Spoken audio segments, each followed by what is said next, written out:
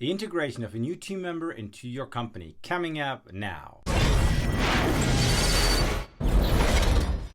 Hi, I'm Oliver and welcome back to the channel. Thank you very much for tuning in, and if you're new here, please consider subscribing and pushing that notification bell so YouTube lets you know whenever we're uploading new videos. So today's topic is about integration of new people into your team, your startup, your small business. This is a real life experience that I have had, and I want to go through the details and the things that I think are relevant to learn from this experience. So a year ago, we were in urgent need of a new scientific officer, somebody who would help us to understand what is going on and how to actually make use of it in a more senseful and purposeful way. So we were looking out for someone, and we had this application of a very, very talented scientist, which had excellent scientific credits and was very knowledgeable in his field. This person also was very, very efficient and was highly motivated to start working with us. As we were in urgent need and this person was already available, we hired this person. But during the interview time, I also happened to realize that my gut feeling told me something isn't appropriate. Something is not the way it should be, but I wasn't quite sure what it is. So we started working, and it was a very impressive work pace that this person was starting. It was doing a lot of things simultaneously and led to a new development in our company. Now, nonetheless, this development wasn't what we were actually looking for. It was very complicated, very cumbersome, and not really marketable. During that time, I tried to have several discussions with this person on other potential outcomes or ways to go and achieve the thing we're after. Nonetheless, there was a clear persistence on that this is the only way to do it, and that's it.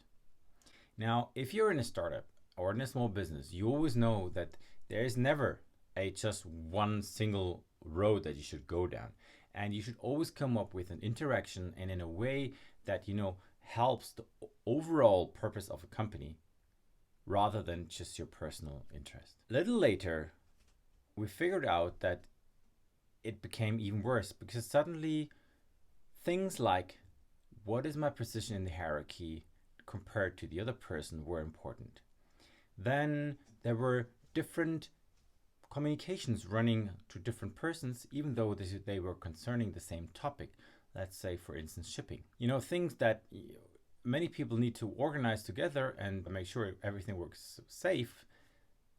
This is the last thing you want to have different types of information. So what happened? 9 months after this person started with us in our startup, left and started a big pharma career in a big company. So there we are again, having a really, really urgent need of somebody new.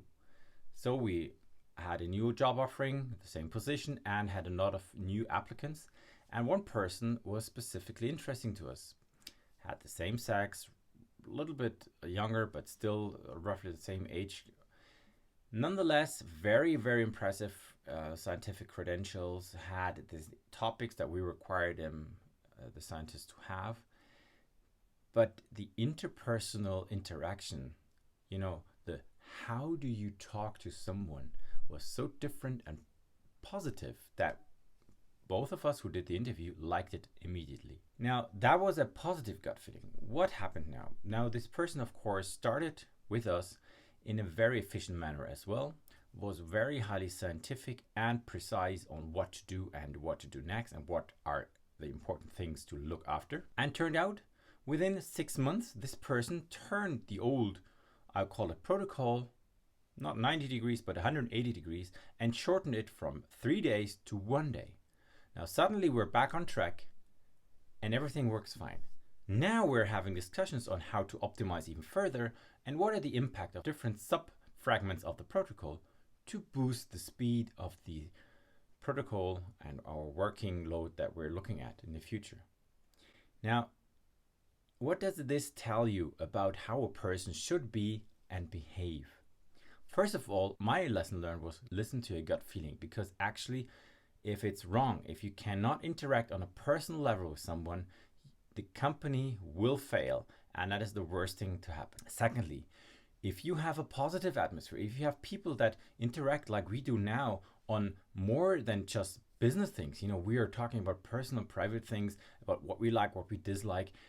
This is then an open communication that helps everybody to succeed and thrive. Thirdly, if you are interested in starting a business and running a business, never rush to hire someone if you have the feeling that something isn't quite right as it appears on the outside. So why is this relevant to you? Well, I wanted to share my own personal experience with you so you're aware that these things really can happen.